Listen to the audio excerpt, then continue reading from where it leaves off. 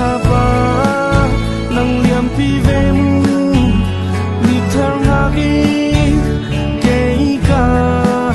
nung chang lai yam zao lo ko ti ni kei lung tin a kwe sa dot mi dang ko in le lai ka wat ko lo that dot nat asyam tuan I chung Sapa vang tang a kei chin lung a kwe sa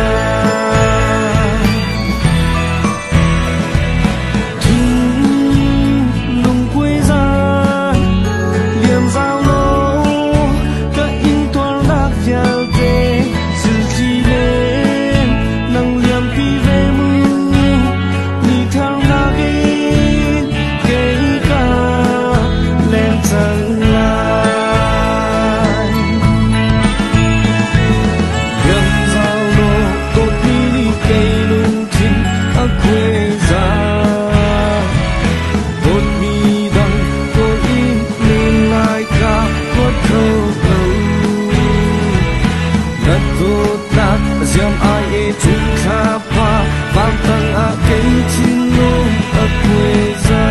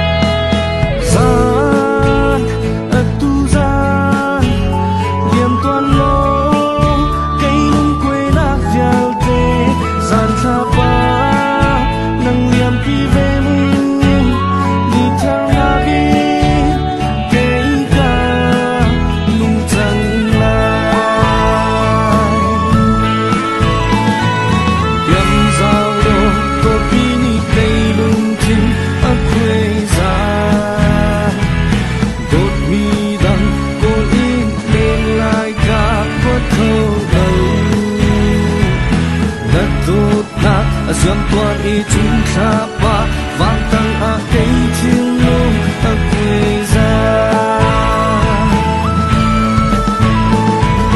yam zao lo to pi ni kei lung tin a kwe sa dot mi dang ko in lên lai ka wat ko lo let dot nat asyam tuan I chung Sapa